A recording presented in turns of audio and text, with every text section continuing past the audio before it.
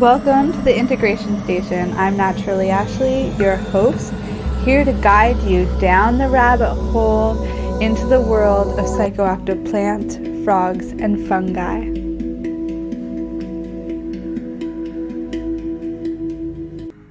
Good morning and welcome back to the Integration Station. I'm Naturally Ashley, your host, here with a special guest named Ryan Graves. And we have had Ryan's wife, Stephanie, on before to talk about her experience with Iboga and how psychedelics have helped her in the last 3 years. Today, we're going to learn from the man who inspired it all.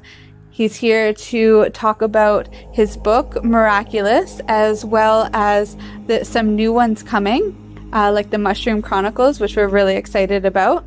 He's going to talk to us about his experience with Iboga, Ayahuasca, also how he has worked through addictions, grief, and trauma working with these wonderful psychedelic medicines. So I'm going to just get this show started so we can dive right in.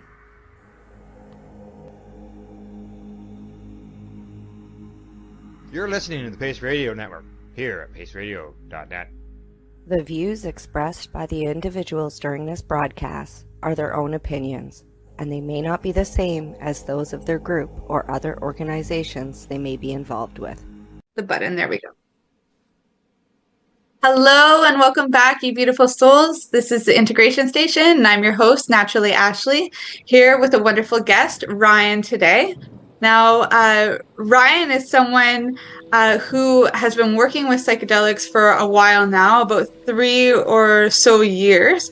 And in this time has been also writing and publishing books around his experience. And so I was really inspired just to have him on, dig a little bit deeper, figure out, or at least even if it's not figuring out, but, just diving in and seeing like what brought him here, what was the inspiration, and see how it is that he's helping people now and how it is that he's sharing. So I guess I'll just pass it over to you, Ryan. You can all right. Well, first of all, Ashley, thank you for having me. It's a real honor and a privilege to be here and speaking about this stuff. Or not that it's stuff, but it's important. And in short, I actually started 4 years ago, and I was at a rock bottom. I'd lost my little brother, Connor, to drug addiction. I was a maddening alcoholic that could never find separation from it. So I didn't feel like there was anything left to do but try drinking ayahuasca. And my experience was so profound that it caused a shift in me that I never knew was possible. And, in tune with my writing, it just all I wanted to do coming out of the experience was write about it. But I was really afraid because, at that point, there wasn't really a lot happening in our world revolved around this. So I kind of just stashed some ideas for later and kept doing more healing work with psychedelics. And every time I went on one of my adventures, it was just more profoundness and more, hey, I got to share my story. People need to learn what this is doing to me. And, I did plant medicine for about a year on 4 different occasions. I did ayahuasca, then I did Iboga. And Iboga was the one that separated me from alcohol forever. I haven't drank since I took Iboga the first time, and I know that I'm never going to. So that's why I felt so inspired to share, because even coming back from Costa Rica from that experience, I knew that I was done. And that was just a freedom that I hadn't experienced in my entire life. So that was wonderful. And then I went on to do 2 more journeys in 2019. And by the end of that year, I just felt the story came to me, my story, and it was literally written in my head in one afternoon. And all I had to do was sit down and write it. And I did. It's called Miraculous. It's actually right here. I can show you.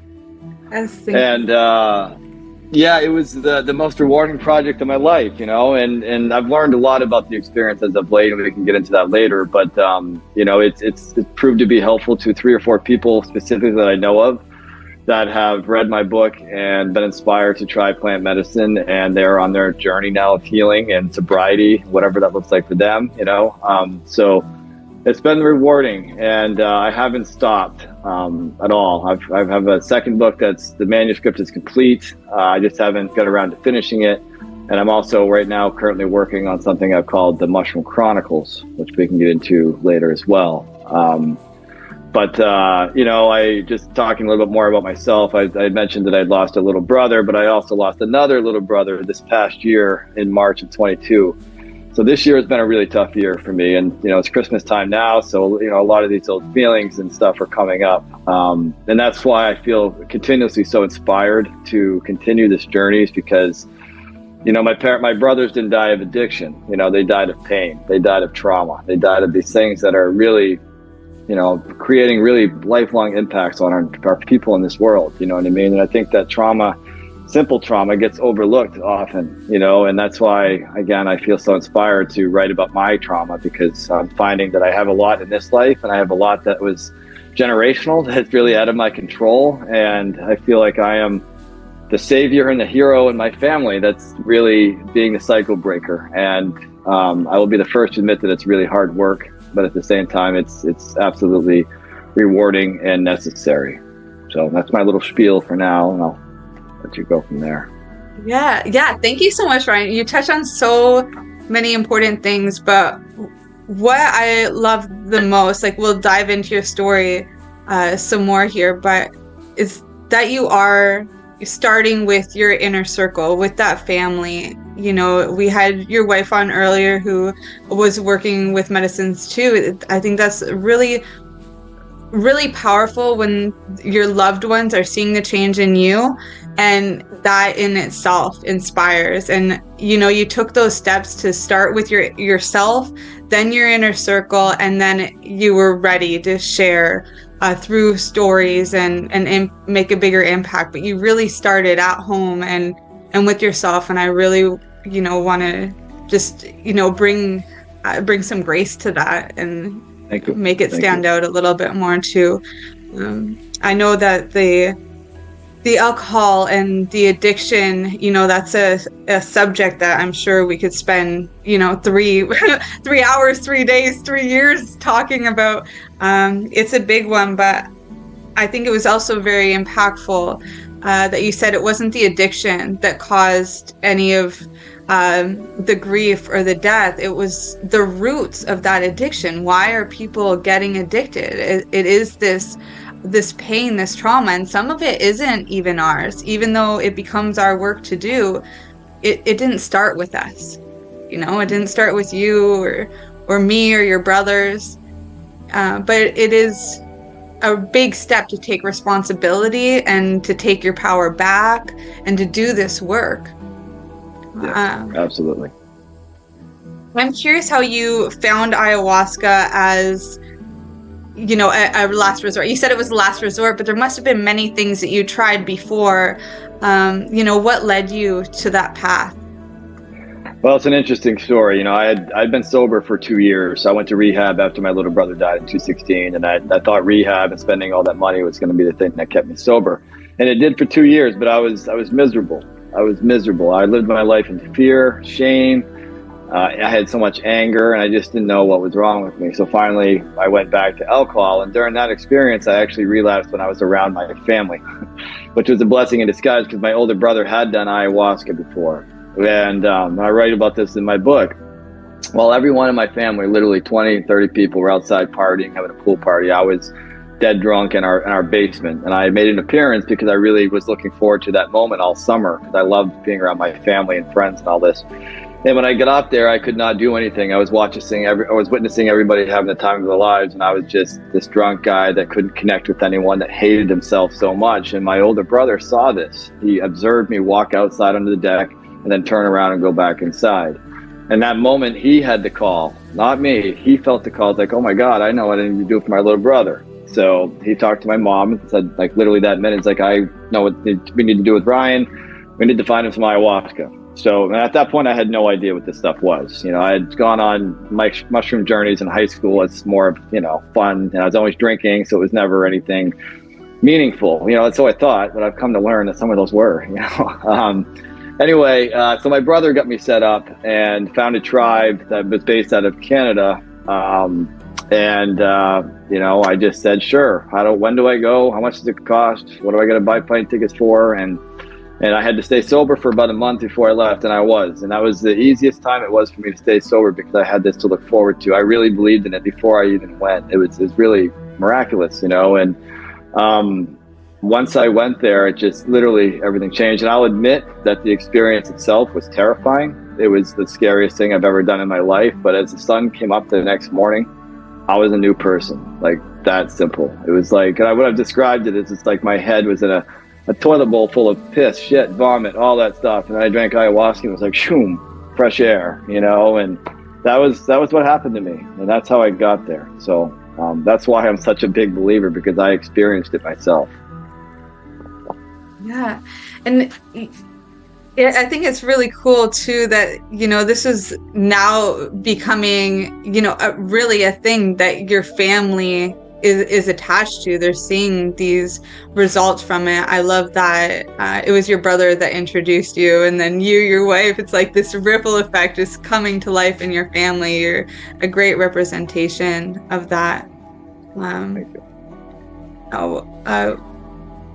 So from your ayahuasca experience to the Iboga experience, what happened in that time? Well, you were talking about my family, and I would be the first to admit that, it's not as much bells and whistles as you think, because I'm the only one that's really changing. And, my brother had experience, but he's on his path and I'm on mine. And just losing another brother, we were really all trying to do the best we can. And it was just a lot of shit, you know what I mean? And so that part of it has been tough. And that's what ayahuasca did to me, is it made me learn that my conditioning in my childhood wasn't this fairy tale that I thought it was. And for the first time in my life, I started feeling things that I wasn't used to.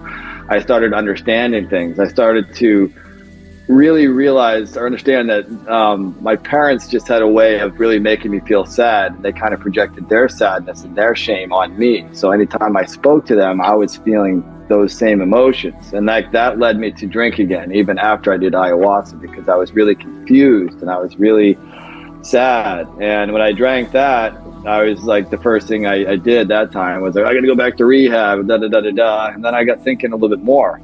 And I actually found an article on the web written by a woman named Amber Antonelli, and she is one of the facilitators at Awaken Your Soul in Costa Rica, which serves Iboga. And it was breaking down the differences between ayahuasca and Iboga. So when I read that, I'm not kidding you, it was just like, oh my God, that's the medicine I have to do, because it spoke to me. They called it the grandfather. They said it just looked like it was going to give me the answers that I was seeking, easily. And I'll admit I was terrified, but there was no mistaking the call. There was no mistaking that's exactly what I had to do. And it was like for 2 weeks after I signed up for it, it was like an ego versus Ryan fight. Like, who's going to win? Is Ryan going to get to Costa Rica? Is the ego, the fear going to keep him from doing it? And it was a real battle. And I got down there. And again, when I started doing plant medicine, I was terrified. And I really, really got to the bottom of my trauma and my alcoholism, that just in one experience. There was supposed to be two, and I only did one. And it was just the most profound experience of my life.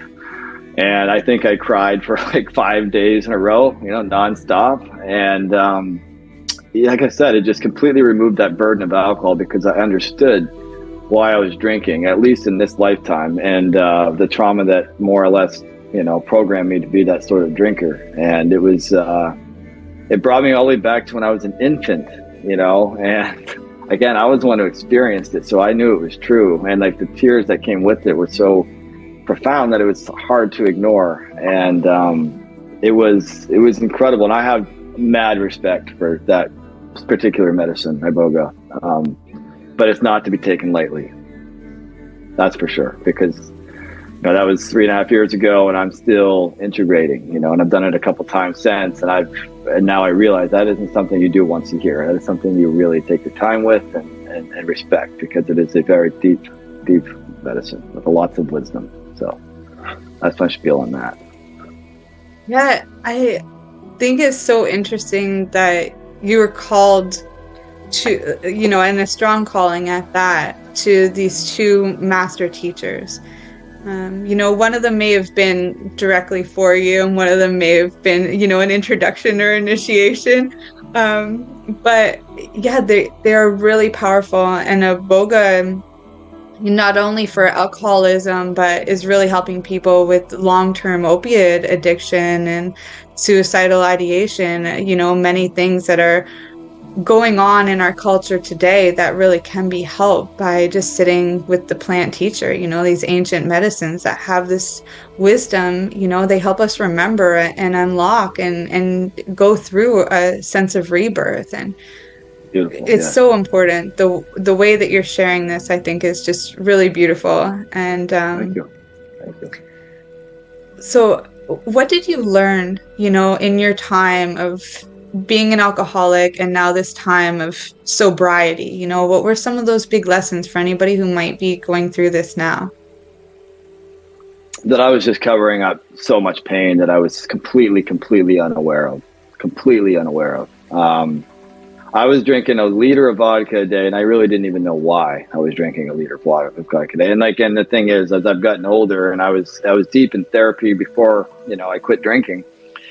I was just under the assumption that my childhood was a fairy tale because that's how it was labeled to everybody. And, what I found in this work more than anything is that most of these traumas are results of childhood trauma. And that was true for me. That's been true for all my brothers. And that's been the hardest part in this. It's just really understanding this stuff and the truth about why, I'm doing this. And we can get this more when I start talking about the Mushroom Chronicles, because that has everything to do with what we're talking about now. But just the immense pain. And, lately for me, it's just been about accepting this stuff. And I was just in denial for a very long time about a lot of things, like, just pretending that everything was good, that my relationship with my family were stellar, and that my relationship with myself was great. And here I am, drinking enough to pass out on a daily basis. So it's hard to even think about that because I was so unaware. And plant medicine has done more than anything. Like you said, it's their teachers. They have made me aware. And when you are aware of your feelings, then you can start understanding your feelings. You can start getting clarity on your feelings, and you can start really understanding why you were doing the drinking. So in my experience, the biggest lesson I've had in all of this is the forgiveness. The forgiveness for that drinking those years ago, for being an asshole, for driving drunk, for stealing, and all these things. Like when I got to a certain point, it was just easy to be like, no wonder I was doing that. You know what I mean? And then you can cry with yourself, have that love for yourself, and you can let it go. And that was the most important thing with alcohol. Is like once I got to that forgiveness, that self-forgiveness, and understood it, truly understood why I was drinking, it was really easy for me to let it go.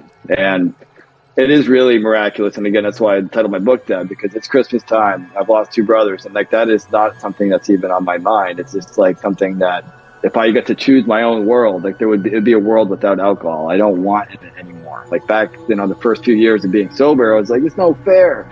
I wish I could drink like everybody else. Now I don't give a shit. It's just like, I'll just have some of this or that, or have a nice cup of tea, and that's what fills my heart. And if I need to escape of sorts, I think cannabis for a lot of drug addicts and, hardcore alcoholics like me is a great, great choice. And I think that gets overlooked. People, you replaced one substance with another.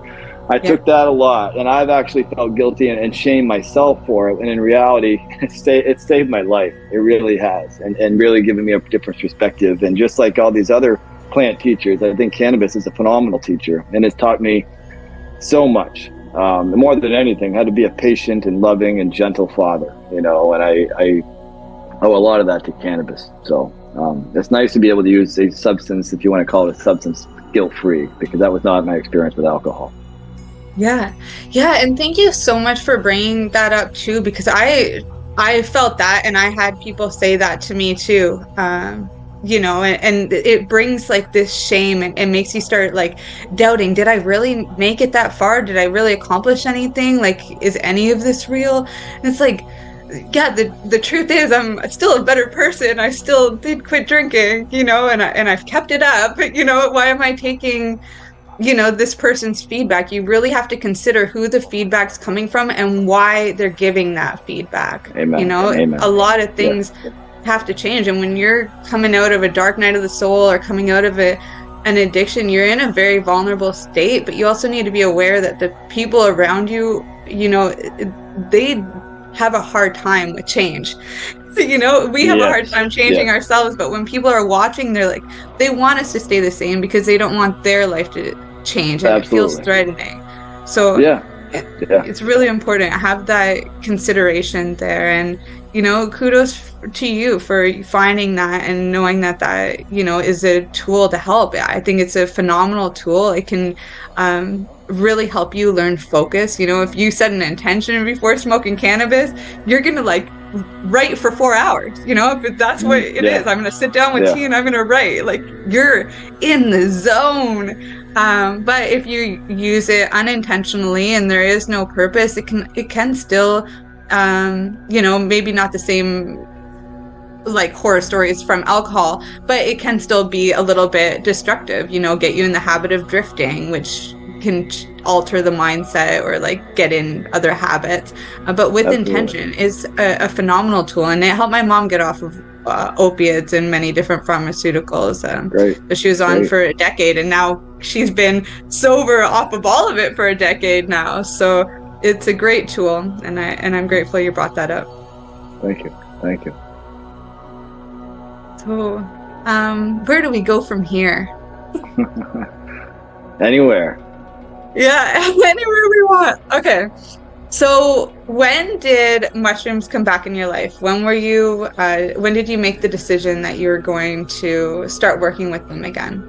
This is where I was going to go. So I've had, since I've started, you know, journeying, I've had mushrooms back in my life. I've experienced them on many different levels. But so in October of this year, I was diagnosed with PTSD. And after my brother died, I went through a lot. And all these symptoms I was experiencing were really relatable to autism and ADHD. And I didn't know what was wrong with me. So I finally signed up to go to get a brain scan at the Amen Clinic. And this was in September. And the results showed me exactly what I needed to know, because I stopped worrying about the ADHD and the autism, and I just started focusing on my trauma. And I like I said, like my biggest problem in all this has been acceptance, and accepting that the trauma that I've had has been very, very impactful on my life. So after I was diagnosed with that, my doctors recommended EMDR, which I have lined up in January, February, and March, and I'm excited about it. I think it's going to help. But I also gave myself permission to try something on my own. So that's when I started microdosing mushrooms. I do just a little bit of psilocybin with lion's mane, and I take it 4 days a week, Tuesday through Friday. And I've done it, I'm going to do it in 3 cycles. So I did phase 1, which was in October and in November. And I just finished up phase 2 last Friday. And I'm going to do phase 3 the week after Christmas. And I have understood things about my trauma that I never knew existed. I've kept a running diary. This is my laptop, a running diary of my experience since the very first day, and I write every single day. And what turned into like a project for me, pretty sure has turned into a project for the whole world, you know, because I don't hold a thing back. It's raw. It goes into everything, and I think it's really important because I think a lot of the stuff I talk about as a 39-year-old married man with children are probably a lot of the same experiences other men are having in this world, that are too afraid to speak up, too afraid to admit them, too afraid to talk about them, you know. And that's why I feel called to do it, is because, you know, I want to just be that guy that says, hey, it's okay to talk about this stuff, you know, like that's what we're here to do. And I found that talking about it, writing about it, being vocal about it is what's changing me, what's changing my family. So I just kind of, again, felt the call, you know, I just roll with the calls, I guess. You know, it's really important to do, though, you know, if you're pushed in a direction to do it. And I think that there's a lot of wisdom behind your process. Yogi Bhajan, he said something that really stuck with me and helped me like kind of structure my own journey, maybe not like in a rigid way, but it definitely brought the awareness. And that's, if you want to learn something, you read about it. If you want to understand something, you write about it. And if you want to master something, you teach it. And that's kind of the same process that you're just naturally going on, is that you're experiencing it for yourself, you're writing about it to understand it, and then you're sharing it. Wow, that was thank you for that. I like that a lot. That's good. And I guess it's a perspective onto what I'm doing. Yes, you know. Yeah. And I've been told that I'm a good teacher, but I'm not really good at vocalizing. I'm better at writing it down, you know. And it's funny you say that, because a lot of times when I need answers, I just write, and like I don't the stuff isn't coming from my brain. I don't know where it's coming from. You know what I mean? And that's why I believe in what I'm doing. That's what I learned by writing my first book, is that like this is what I'm here to do, because like I was remembering things that I had no business remembering. I was telling the story, like, why am I writing this? And then like 4 chapters later, it's like, that's why I wrote about this. So it's just, I feel like there's something much bigger going on in my mind, you know, and it's, I feel the call, and I can't, you know, abandonment's our big thing, you know, in my family, and like, because there's been so much death, and I can't turn my back. I'm not going to abandon this ever, you know, because that would be abandoning myself. And I can't do that because I've done that for most of my life. Yeah, and you're coming at it from a place of purpose too, you know. It's the purpose to understand it for yourself. It's the purpose to break patterns and keep them broken for your family, which that's a very strong purpose. But not only that, like, you have to understand it in order to make it a permanent thing. And then you're able to give this gift, you know, outward to the rest of the world too, the other men out there that are going to be able to relate to this book and to your stories and to any other writings that you put out there in the future too. Thank you. There's when you were discussing working on trauma, that there was these things like ADHD and that coming up.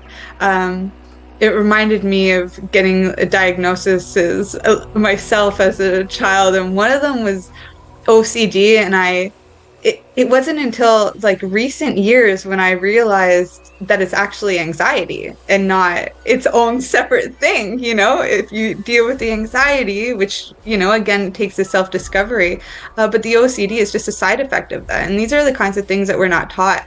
When the very first time I heard of PTSD, I thought that meant childhood trauma, but it actually means complex trauma, meaning trauma is happening over and over and over again, instead of PTSD, which would be just one trauma, like going to the war. It's this big thing in your life, you know. It's not just a one day, one time, but it's a one event.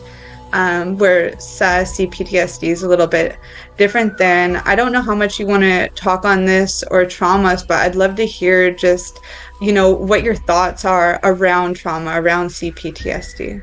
Well, it's good because for me, it's both, you know, like I definitely I have a lot of trauma from my childhood, and I've also had a few events that have been painfully traumatic. And I don't mind talking about this because this is in the Mushroom Chronicles, and it was the biggest aha moment for me in phase 1. And so when I was 15 years old, my 6-year-old cousin died of brain cancer.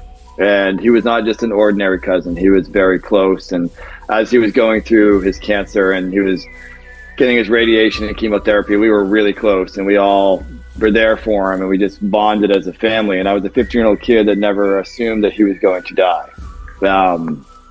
Flash forward to Thanksgiving time, and his life took a turn for the worst. And so on Thanksgiving Day, my freshman year in high school, we were rushed down to Portland, Maine, where he was in the hospital, and that was the day that we decided to take him off life support.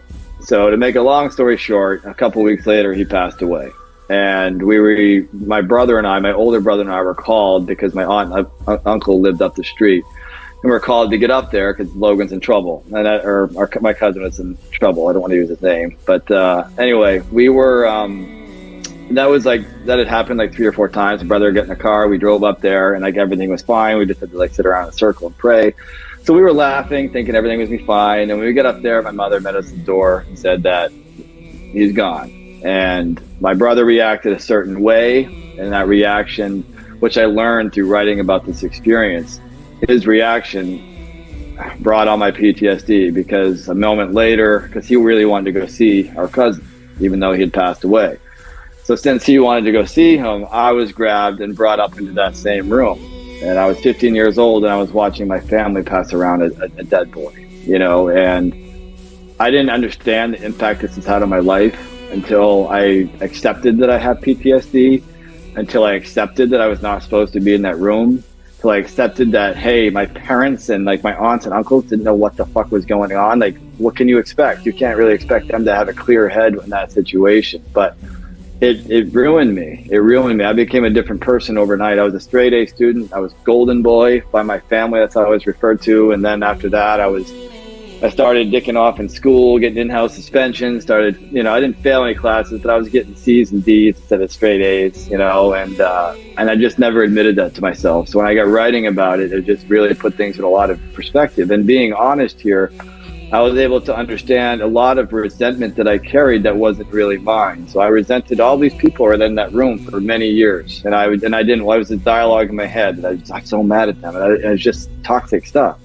But understanding and writing about this, I understood that I resented them because I shouldn't have been in that room, and then having that acceptance and accepting that they really couldn't be there for themselves, let alone me, it gave me the freedom to let those resentments go. And to be honest with you, it's only been a month, and since this has all happened, and there's no resentment. I've let it go. And so the mushrooms really, I just want to cry. Like, they really gave me a place to really understanding this deep stuff about me that I was too afraid to look at on my own. I was too afraid to admit to myself. And it wasn't easy, to be honest with you. It was hard work, but at the same time, it was rewarded. It was worth it because, like I said, those resentments aren't flooding my brain, my dialogue, my awareness. And to be able to let that stuff go, you can see like the onion peeling that we always refer to in this world. Like, it's just like one layer after another, and you can breathe a little bit better. You're more aware, and it's incredible. It's incredible. So that was my experience during phase 1. And, letting all that stuff go really got me more in tune with me. Like, I ended that phase by just how happy I was and the direction I was going with my life. And, it was beautiful. It was good. It doesn't sound beautiful probably, but it was. And I'm so grateful that I had the courage to go look at all that stuff. Thank you so much. I think on this, we might just cut a break and allow our sponsors to share the work that they're doing. I know I personally just want to sit with all that you've shared so far, and then we'll come back on and we'll dig in some more on these subjects, okay? All right. Yep. Sounds good. Thank you, Ryan. We'll see you in a minute. Yep. Thank you. You're listening to the Pace Radio Network here at paceradio.net. Growing your own cannabis is easier than you think. Whether you're growing for recreational or medical purposes, BMA Hydroponics has everything you need to succeed. From the standard 4-plant recreational systems to the latest cutting-edge hydroponic equipment, BMA can customize your package and do it at discount prices. Visit BMA Hydroponics at 404 Maitland Drive in Belleville and ask us for a free estimate. Or call 613-967-9888 and we will give you an estimate over the phone. The only way to go.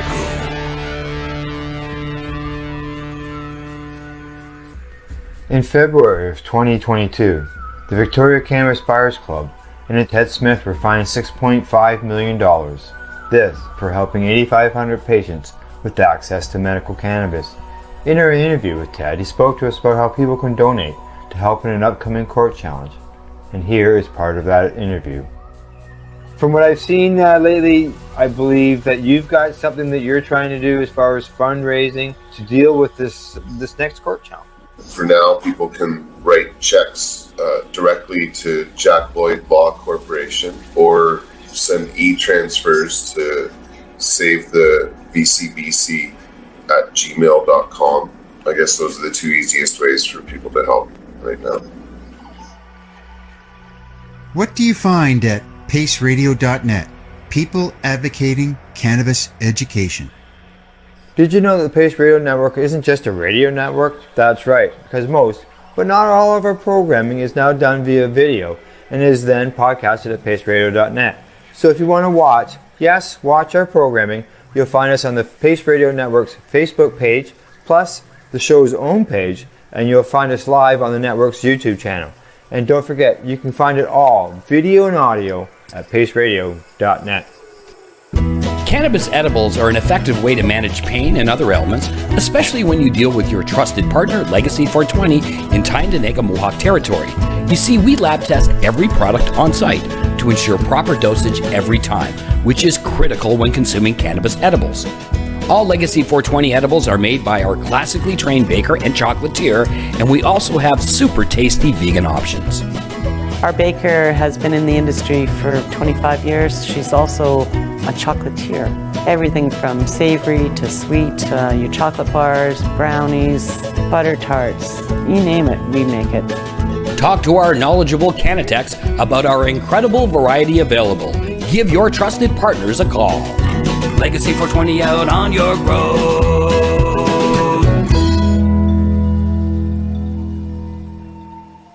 You're listening to the Pace Radio Network here at paceradio.net. All right, welcome back, everyone. Welcome back, Ryan. I know we've been talking on some dark stuff here, the traumas, and I'd love to continue because I was just saying, when we're talking about these dark things and being really vulnerable like this, it makes it more relatable and it gives hope that, if one person's been through it that you can relate to, now that's inspiring even more people to take responsibility, take their power back, do something about the situation that they're in, pull themselves out of the dark night of the soul. There is a sense of surrender and a sense of acceptance that comes from working with the medicines, but it starts with making decisions to do something about your life, about what it is that you don't like. Start bridging that gap between where you are now that sucks and where you really want to be. Even if that picture isn't as bright or as clear as it could be, you can still start building the bridge to get there. And I think that's, for a lot of people, that first step. So, thank you, Ryan. Thank you. I don't know if you want to add on that or continue your story, but I'll let you ask me a question. Usually when I get asked, I can go with that. I don't know where to start right now, so I can go anywhere though. So yeah, we were talking a bit on traumas, and you mentioned that this experience with your cousin and with your family being in a situation that maybe you weren't meant to be in, and nobody was aware in that moment. And I think this kind of happens a lot, maybe not in the same situation, but where parents and other family members are just getting so involved in whatever's happening, and the child's just kind of dragged along, like unconsciously, and maybe put in some situations. What were some other experiences that you had that may be relatable to other people here? Some things that you've made it through, or that the medicines have helped you understand? I can say with love and respect to both my parents and my ancestors on both sides that my family basically had it backwards, with how to, I guess the one thing I've learned is that about me and my brothers is that we haven't really shown our parents or our aunts and uncles much respect, and we've been shamed for that our whole lives, and and belittled for it. But what I found out through this work is that the respect has to begin with the parents, with the children.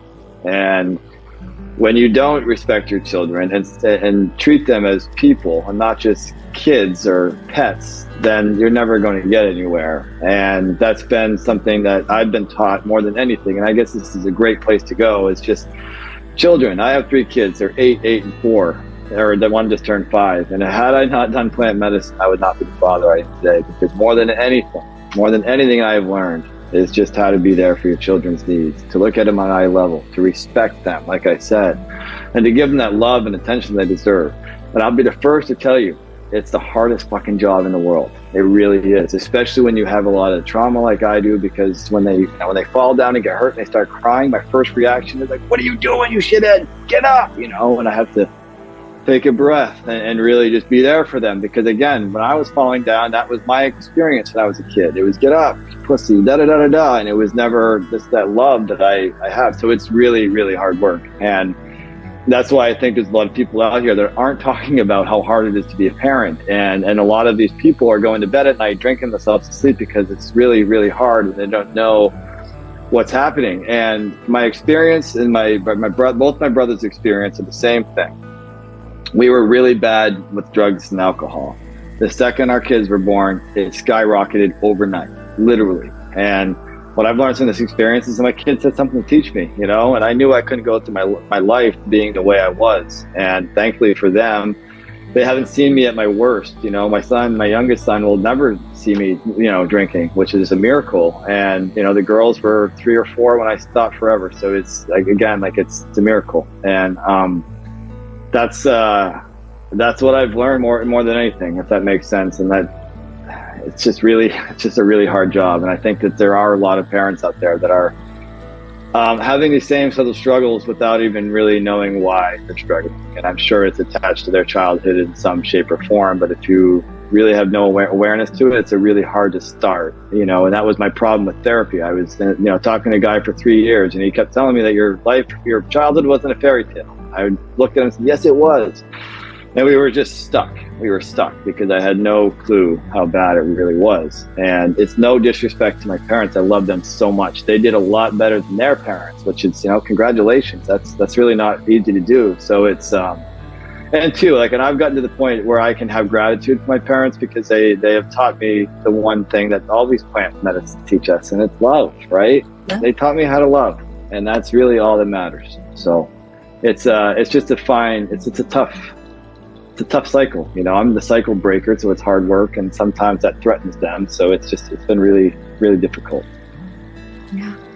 Yeah, I totally get that on so many levels. I'm a parent too, and I'm really grateful. I even see it as that it's because of my sobriety that I was gifted a child, because I was told when I was 21 that I couldn't have kids. So it was a complete surprise when I found out I was pregnant, but I was in a good place. I had done some traveling. I was starting my business. I was working with the medicine. I was sober for over a year by the time I was pregnant. So I really did feel like it was a gift that from the work that I was doing, but it's hard work. I'm grateful that I got the message come through that there are people now, that they're not children, so I didn't have to fall in that trap. But I still get it with my parents, and in that grandson scenario too. So there's still work to be done, but I get it, and it is hard, and it's hard when you're doing work for the past and you're doing work for the future and you're doing work for your present self, and it's like yes, I know. Yeah. It's nice to know that there's allies here to help. The plants, the frogs, the fungi, we're not alone. They're holding these messages and memories and this intelligence that really is great for just guiding the process. It's like a guide on the side for this crazy wild ride that we're on, and you don't have to be a parent to experience that, but it definitely, from my experience, I feel it's been a gift because of that work that I was doing with the medicine to become a parent. And I really do think and feel that it's helped me. Even though my parents don't see it the same way, they think I'm very free with him. I do things unconventionally, and I do it for a reason. I also believe that we become parents to be our best selves and not to be what society wants us to be, just because parents do things a certain way, because according to the movies or the radio or culture in itself, we are meant to be that kid's parent or those children's parent, because there's something about us that they need for their life, and so, I just, I'm glad that we had the opportunity to just touch on that, being your best self. And if that means working with medicine, or it means doing things a different way, putting down the bottle, it's really powerful work, but it's not easy. It deserves respect. It deserves reverence, just like any one of us humans, just like any one of the plants and the children too. Right. And it's no different than like going to school or college. These plant medicines, one of my mentors told me this early on, is that each one of these medicines has something to teach you. And just like your college professor, they teach you, but it's up to you to go out there and implement it into your life and integrate it into your life and to study it, to learn it, and to get to know it and all these things. And that's something I enjoy doing. That's why this work is it's hard, but it's why it's so easy for me to do and why I'm so passionate about it, because I like feeling good. I like feeling better. I like teaching. And one thing I haven't mentioned is that I'm, around my writing is that I'm a stay-at-home dad. I stay home and take care of my children while my wife works. And you're talking about the best version of you. Like that's the best version of me, by far. And it's been an absolute privilege. And getting on this call and talking about it, it's good for me, because a lot of times, especially on Christmas time, like it's really busy. I wish I had more time for me. It's not fair. And I forget about the gratitude that I have for being able to be home with them and to play with them and to have fun, because I had so much fun as a kid with my brothers. Play is such an important word, and what these plants have taught me in the past, it's like, hey bro, play more, play. And this week we've been playing Mario Kart on the Switch and just having so much fun, and I'm grateful. And then again, like it's hard to imagine this life that I'm living without the assist from all of these wonderful plant teachers, and that's why I believe in it so much. Yeah, and kudos to you for being able to tap into that play. I have that message come through to me a lot, and it's hard to put into practice. I didn't play as a child. I was responsible for so many things because my parents weren't in a good place. I missed out on that. And having a child, that's my chance to kind of like go through that. But it's very, very hard for me. I take a lot very seriously, but I also see a lot of blessings in my son being in my life. Like he teaches me so much, and helps me break down those barriers, just laugh for the sake of laughing to, goofy things. But it's, again, it's not the easiest thing. It's very uncomfortable for me to do that, to take down those like be serious type of things. Yeah. Yeah, but it's good. Absolutely. It is. And just quickly on like the PTSD, and anyone who's got any sort of PTSD probably experiences highs and lows the way I do. You're like, oh my God, I'm so great. And it's coming and you're down here. And like usually and that still happens to me. Like this is the work I'm trying to fight through, these highs and lows. And when I'm in my lows, like that's what I've learned. It's like, and that's why it's so difficult to actually go play. But that's what I need to do. It's like I need that love. I need that attention. I need that fun, that laughter, that joy. And the kids, they're contagious. That love and joy and all that stuff they have is literally contagious. So you just go do that, and it's miraculous how quickly you can change. And so I encourage everybody out there to play as often as you can. Yeah, they're so resilient too. It's like there's so much to learn, even in how that they handle their emotions. When they're angry, they feel it and free it on the spot, and then they're done. They scrape themselves, they get a boo-boo, they get a magic kiss. They're good to go, But with us adults, it's like, we're going to hang on to that anger for as long as we can and not express it. We're going to, that hurt and that pain, we're going to ignore it until it becomes something crazy bad that might need a hospital. That's fantastic, because that's the key in all of this is that I think that children are wonderful teachers, and they've taught me so much. They've taught me how to be a dad. It's just by listening to them and looking at them in the eye and seeing them and all these things. So you're absolutely right. Thank you for saying that.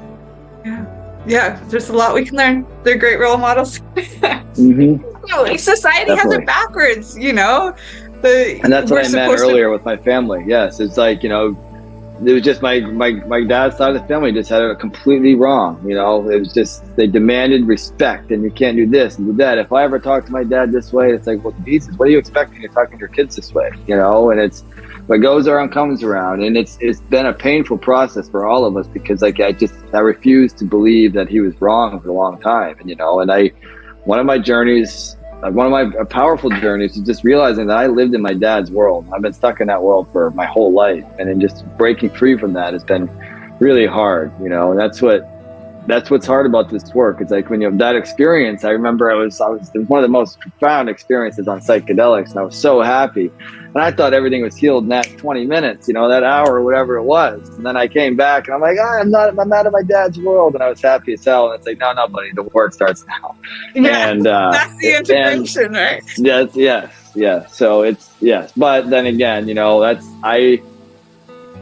smiling. I'm smiling. I can feel just joy all over my body. I mean, those are those experiences that when I get there, it seems like for me in my journeying, it's usually a kind of a battle. Like, I'm fighting, and then the reward, once I really get the clarity and I get what I'm there to seek, then I get to this, this beautiful, beautiful, just feeling of love and all of it, all these feelings. And I can't describe to you how impactful that's been for my life, because that's stuff that I'll never forget, ever. And there's been moments I've had in journey space that are more real than anything I've experienced on this planet.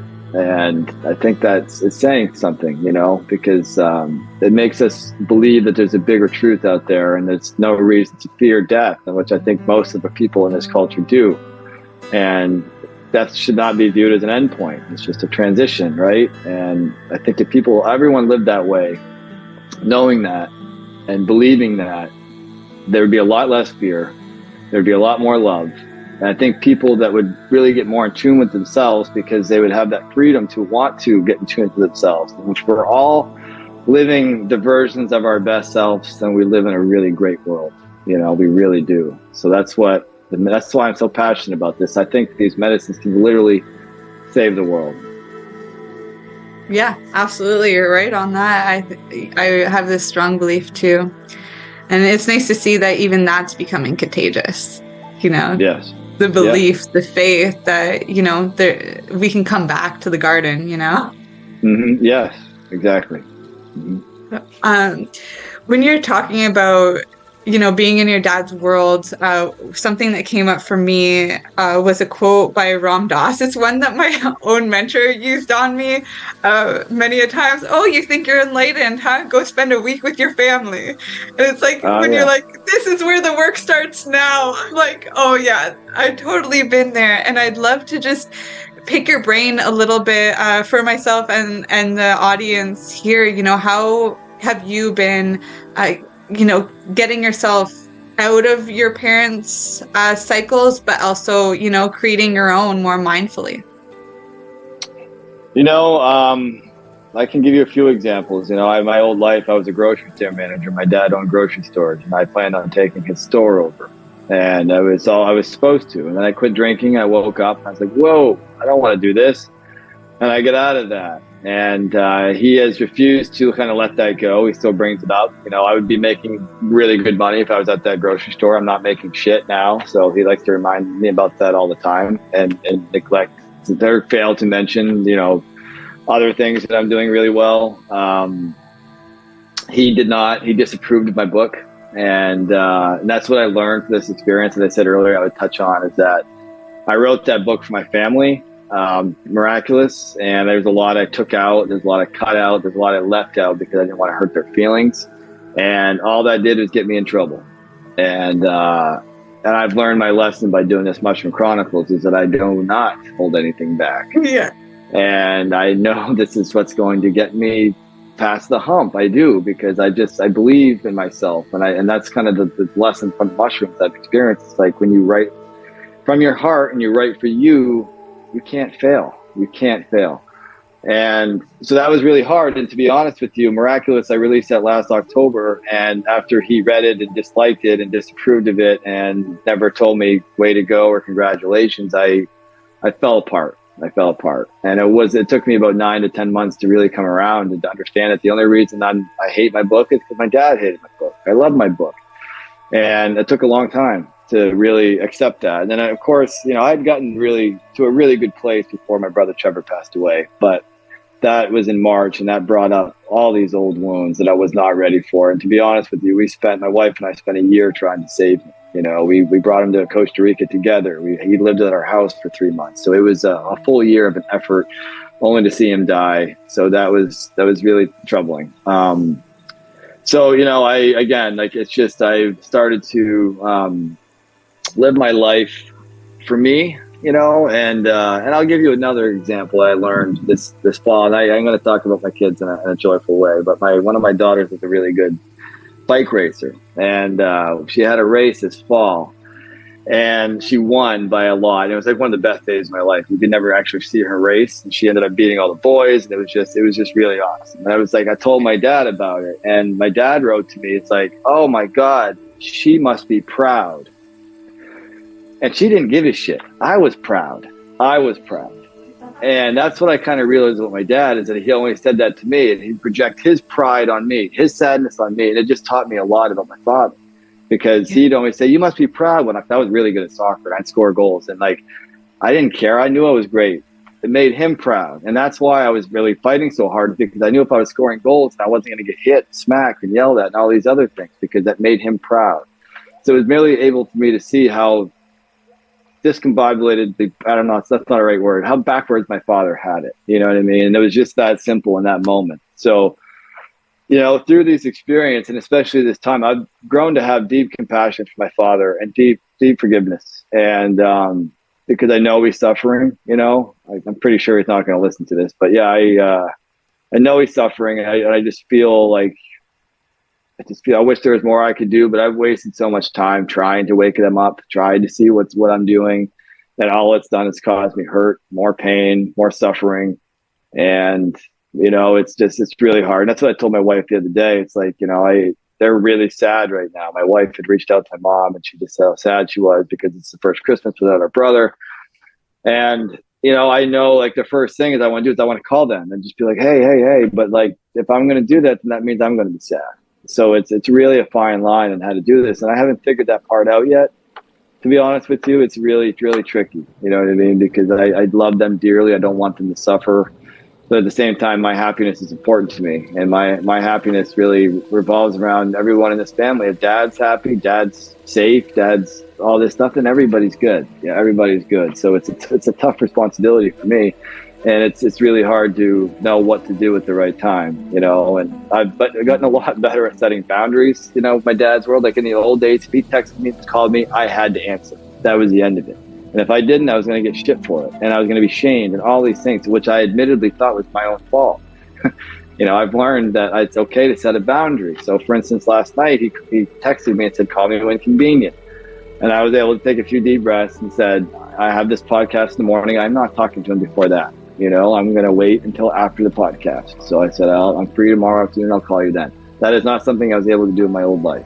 And like, just saying this now, I feel like crying, because it's progress for me. It's insane progress. And it might not look like progress for people out there, but for me, big time. And I've been able to do that a lot more. I've been able to show up for myself a lot more. And again, when we show up for ourselves, we can start showing up for other people the way that they want to be showed up for. And that's, again, another gift from the psilocybin mushrooms I've been swallowing 4 times a week.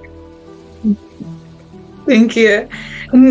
Yeah, I totally get it too. You know, with family, I feel that, you know, when we're able to just listen and observe what they're doing without reacting, without taking anything personally, there's a lot of lessons and growth that comes from that. But it is also important to take space for yourself, to make sure that you're putting yourself first, especially as a parent, because this is how we break those cycles.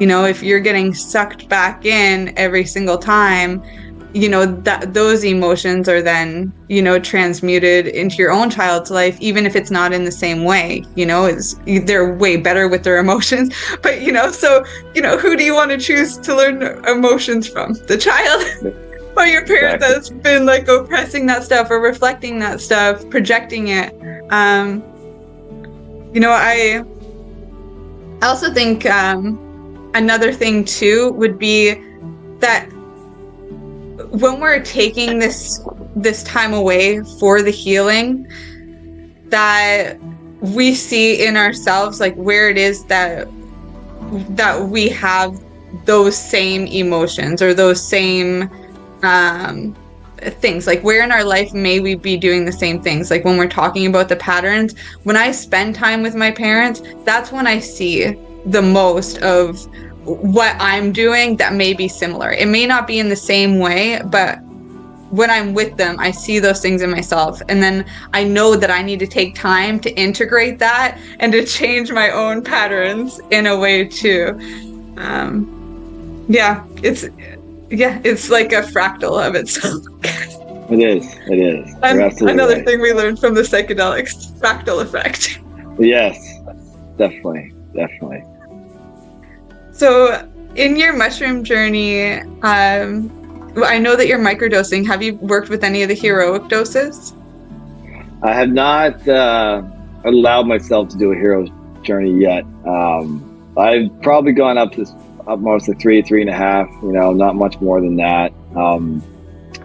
I'm being patient with my process because I feel like these medicines have a lot to teach me. I don't want to overwhelm myself. And it's the same thing with LSD. Like, I did one sheet of LSD and I got more answers in 5 minutes than I've got my entire life. So I was like, okay, LSD, let's wait a little bit before I go to these bigger doses because I don't need all that information right now. You know what I mean? And that's kind of been my experience with mushrooms. It's like, just be patient, and when the time is right, it's time. Because I want to get healed as much as I can. There's no ending to healing, but I want to get to a place where I can go start exploring, to be honest with you. I feel like I have a lot to learn in the spirit world, and I think it's a world that I understand, and that's what I hope to do in my future years, is to write about that sort of stuff. I'm really into that far out stuff, and I understand it well. Yeah. I find that so interesting too. It's like, that's how you know that there's progress, I think, too, is that you move from the me portion to the we, and now into that spiritual realm. It's like totally working through the chakras. You know, you're starting out in like the root, these elemental chakras, and then you get into the ether, and then you're like way out there into this unknown. And yes, psychedelics really do give us what we need over what we want. Because I have people come to me often saying, oh, I just want to connect with God or connect with spirituality. I want to have this crazy experience. And then they're like, but what I got was a bad trip. I was like, that's because you got some stuff to deal with first. That doesn't mean it's not there. You know, it just means there's some work to do to get there. Beautiful, but well said. You know, I think that a lot of times in my early journey and career, I was just not being able to surrender to what was right in front of me, and wanting, you know, my first couple of experiences were so remarkable. I wanted those every time, and I was afraid to look at, around the corner and be like, oh, okay, this is why this is coming up. But now, like, with experience, it's really easy to pay attention. So even 3 or 4 days before you go on the medicine thing, things are coming up. It's like, all right, I see where this is going. You know what I mean? And you just become aware. And it's usually, in the nice universal flow always. So if you can have that awareness, you can really prepare yourselves for the journey and afterwards. And then when it comes up during the journey, you're not afraid of it. You can expect it. I don't know if that makes sense, but that's kind of been my experience. And when that pain comes in, those bad trips per se, those bad trips that I've had have turned out to be some of the most beautiful, because you really learn something that maybe you weren't ready to learn. And like you said, that was the first thing that people always said to me. It's like, you're not going to get what you want, you're going to get what you need. And if with setting intentions, it doesn't matter. For me personally, like, every time I set an intention, it might not look like the way I want it to look or whatever, but usually my intention is answered in some shape or form. If it's not immediate, maybe a couple weeks later, maybe a year later. But it always has a conclusion, and they know what they're doing. They really do. Like I said, like my mentor told me, it's like all these medicines have something to teach us. And if you can open your heart to that, there's a lot to learn. You know what I mean? And people, like, what I've seen, the biggest mistake in people that I've witnessed in all these places that have gone to do this work is that the inability to take a look at themselves.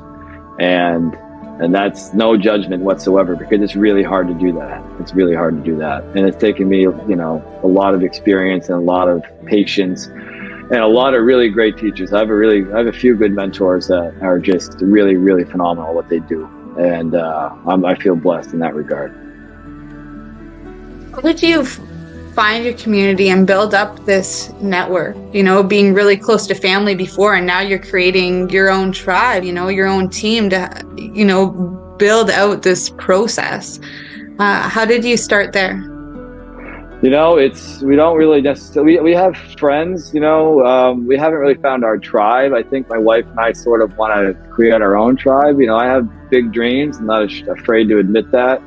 And I think what we'd like to see someday is to set up a nonprofit in both my brothers' names, where we can create a place for people with less means that are that don't have the opportunity like a lot of us do to get to these medicines. And through that, I kind of want to build this tribe. You know what I mean? And give a place for people to get to the medicine and all this other stuff. And I have small children, and I have to raise them first, but I assume, intuitively, that someday I will be a holder of one of the medicines, you know what I mean? And I love them all, so I don't really know which it is. And I think that, some of my problem has been wanting to do this all at once, and just being here and talking about this all day. Like, I can see what my work is, these next 4, 5, 10 years, whatever. But when I'm older, like I would really like to provide what some of the people that have provided for me to other people. I think it's got to be rewarding to be on that side of it. It has to be. Yeah. Thank you so much. I'm going to just cut to break and we'll let our sponsors share the work that they're doing in the world right now. And then we'll come back and we'll dive more into, these dreams that you have and also some other things that may be able to help others get to this place and start imagining again, start dreaming again. Yeah. So thank you, Ryan. Thank you. I'll see you in a minute. Yeah. You're listening to the Pace Radio Network here at paceradio.net.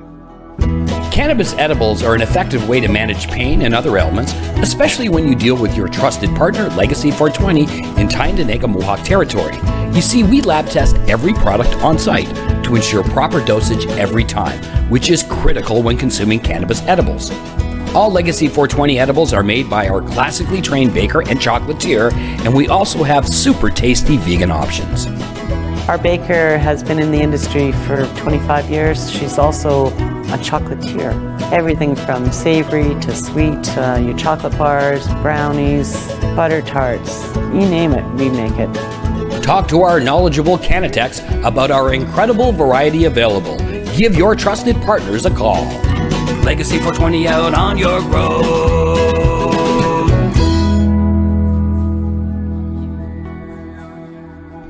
In February of 2022, the Victoria Cannabis Buyers Club and Ted Smith were fined $6.5 million. This for helping 8,500 patients with access to medical cannabis. In our interview with Ted, he spoke to us about how people can donate to help in an upcoming court challenge. And here is part of that interview. From what I've seen lately, I believe that you've got something that you're trying to do as far as fundraising to deal with this next court challenge. For now, people can write checks directly to Jack Lloyd Law Corporation or send e-transfers to savethevcbc@gmail.com. I guess those are the two easiest ways for people to help right now. Enjoy the buzz of legalization with Campbellford Lifestyle Shop. From lights to plant nutrients, books, consumption accessories, and more, we've got all your basics to grow or consume cannabis. Visit our info center or take a look at our piercing services and body jewelry, now available in-store through Campbellford Lifestyle Shop, 17 Bridge Street West, Campbellford.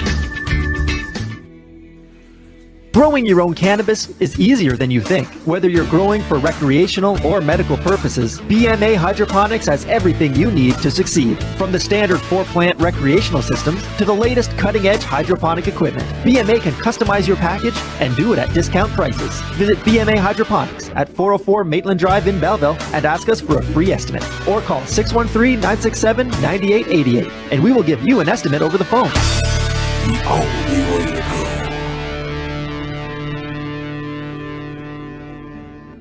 We are people advocating cannabis education here at paceradio.net. All right. Welcome back, Ryan. Welcome back, everyone. We just have a few minutes left here, and I wanted to start just by coming back to the parenthood thing because, I think you made a great point, and I don't even know if you meant to make it, but it's a decision that you made for yourself that I caught in your wording, which was that right now your responsibility is just raising those kids and everything else can come after that when you get older. And just these phrases and words, I just find it so insightful, and also they're powerful decisions to be making. It's showing your focus and your concentration, but also your commitment to just go one thing at a time, one step at a time, one progress, one accomplishment, one celebration at a time. Even if your dad's not there to celebrate with you, you're still doing it. And that's showing so much commitment. And your dreams for the future, those are commitments too, even though it's not right now. And I wanted to bring light to that as well, because I think so many people get really passionate about stuff, me included, where it's I just want to do everything. I feel the call to do this and I have to do it now along with everything else. And it's too much. It almost taps into that that drifter mindset, or even into clutter where you can't even see clearly that what you're going to do, let alone bring anything to completion or give it your full energy. You know, you can't ride two horses with one ass per se. Yeah, exactly. Yeah. Do you have anything that you'd like to share before you go? Yeah, thank you for bringing that up about the children thing, because I'll tell you that it's very easy for me to forget that, you know, and I think that, you know, being in this sort of environment and speaking about what we're talking about what we're talking about, it's really easy for me to be Ryan and be me and be able to think clearly, you know, and this is just another sign for me that this is what I do. Let's talk about plant medicine and try to spread the awareness and write stories about it, because I just feel like it's really easy to start thinking about these other things. And that's a lot of my trouble, is just wanting to get everything done at once. You know what I mean? But I've allowed myself this week to put Christmas first and my children first. And I think that's probably important to do that all the time. But it's, you know, I don't want to come across as saying this is easy, because it's not. It's I have to remind myself every day why I'm doing this. And it always comes back to the same thing. Like, I'm doing this, you know, patiently, because I have children to raise, and my goal is to get them so they can be independent and feel safe for themselves, and to all these things that I wasn't taught, you know what I mean? And I think that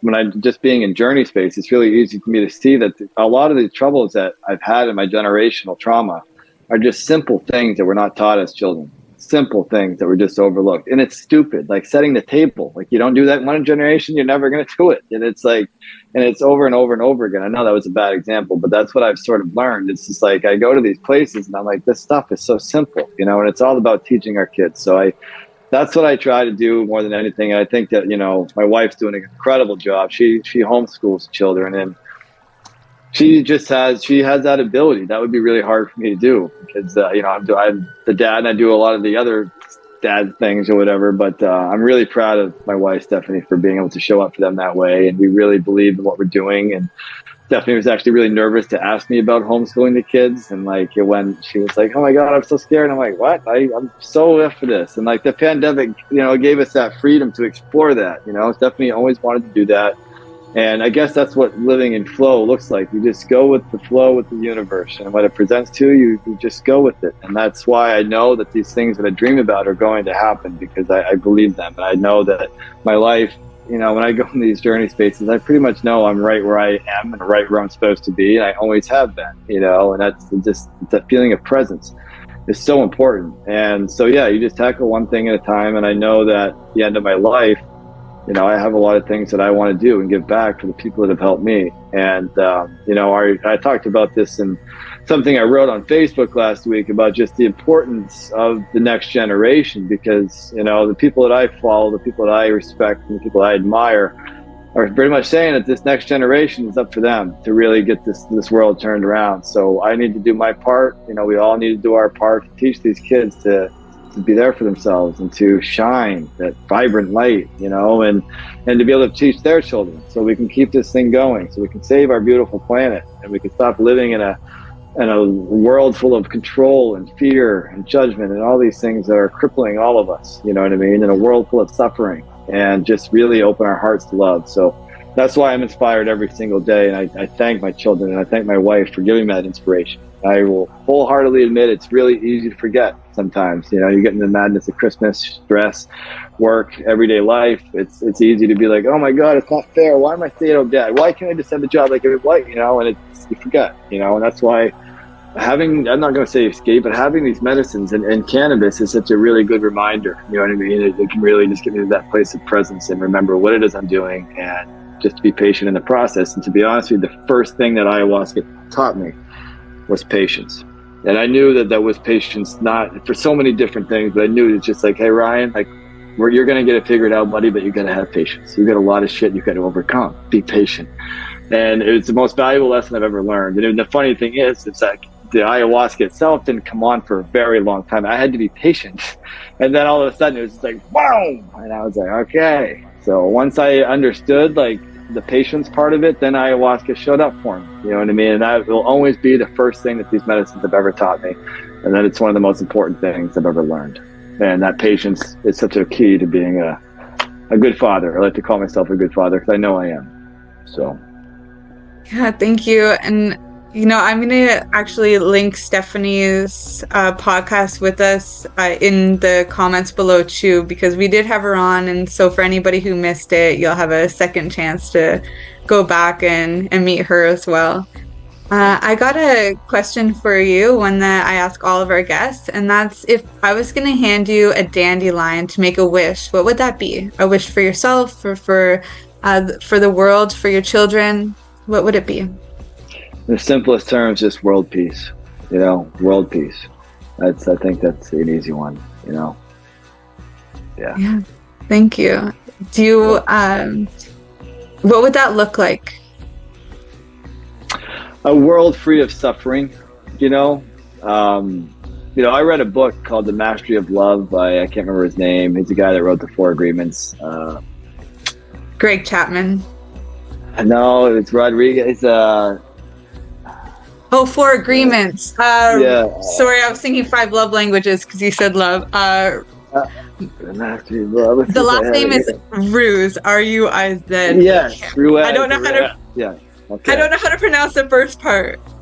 Yeah, I can't remember, but I read that not long after my brother passed away, and it just made me realize, the suffering that I myself was doing, and the suffering that this world is in, and it's just like, the most difficult thing for me, and I still keep saying that, but one of the difficult things for me in the plant medicine world is just like, why isn't everybody doing this? Like, when I came out of this experience, I was just like, hey, let's go, and everyone's like, what do you, and it's just like, no, dude, like, you got to believe me.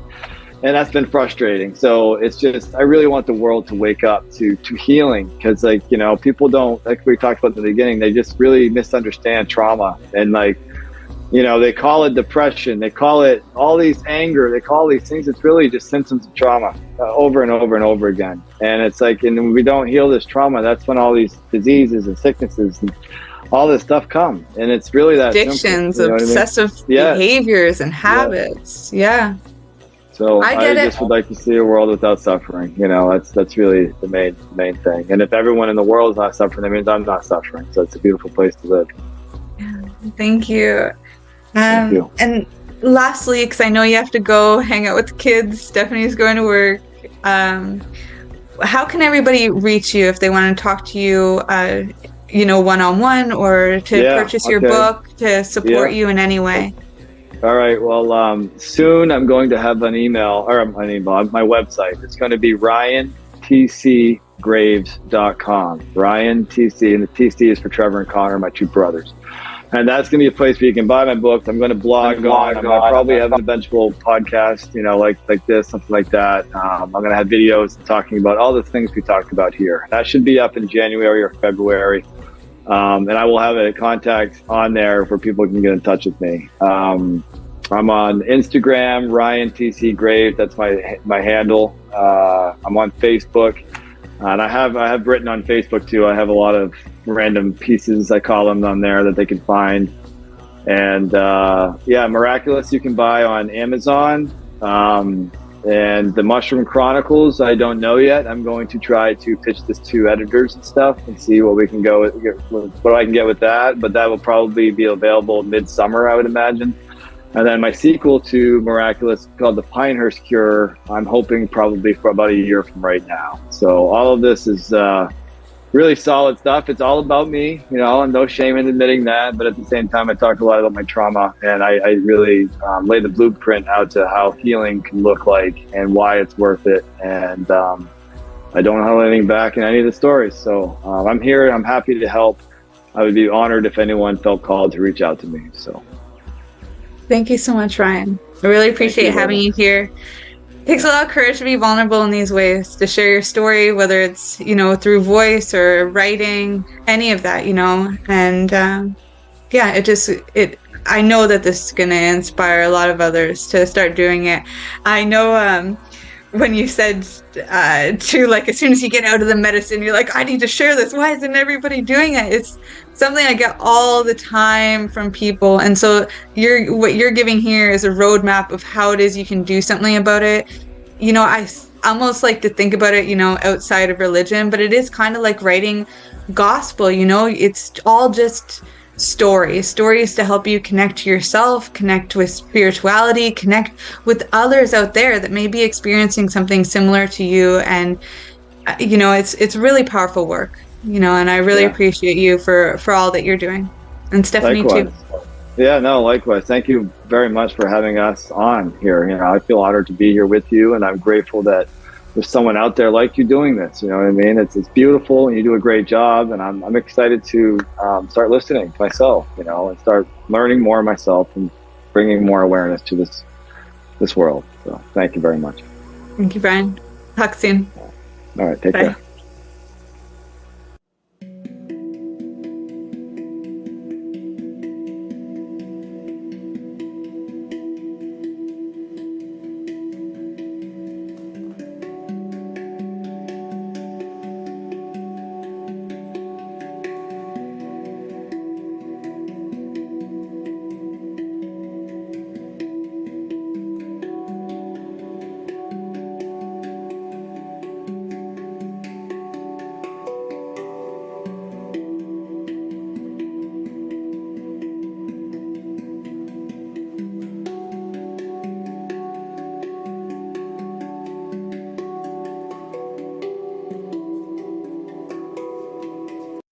You're listening to the Pace Radio Network here at paceradio.net. The views expressed by the individuals during this broadcast are their own opinions, and they may not be the same as those of their group or other organizations they may be involved with. BMA Hydroponics has everything you need to succeed. Visit our hydroponics superstore at 404 Maitland Drive in Belleville, and we'll show you how to grow your own quality cannabis for pennies per gram. We're open Mondays, Tuesdays, Wednesdays, and Saturdays from 10 a.m. to 5 p.m. and Thursdays and Fridays from 10 a.m. to 7 p.m. Call 613-967-9888. BMA Hydroponics. It's worth the drive. The only way to go. When you have a pain that's reached its peak, Legacy for 20, it's so unique. If organic cannabis is what you seek, here's your trusted partners 7 days a week. Suppository salves, vapes and drops, topicals, edibles, infused pop. Just when life seems like it ain't easy, at Legacy 420, enjoy a pop freezy. Lab tested products, make them the GOAT. Legacy 420 out on your road. Legacy 420 in Tyndonega Mohawk territory. Indigenous organic cannabis at its finest. Did you know that the Pace Radio Network isn't just a radio network? That's right, because most, but not all of our programming is now done via video and is then podcasted at paceradio.net. So if you want to watch our programming, you'll find us on the Pace Radio Network's Facebook page, plus the show's own page, and you'll find us live on the network's YouTube channel. And don't forget, you can find it all, video and audio, at paceradio.net. Enjoy the buzz of legalization with Campbellford Lifestyle Shop. From lights to plant nutrients, books, consumption accessories, and more, we've got all your basics to grow or consume cannabis. Visit our info center or take a look at our piercing services and body jewelry, now available in-store through Campbellford Lifestyle Shop, 17 Bridge Street West, Campbellford. You're listening to the Pace Radio Network here at paceradio.net.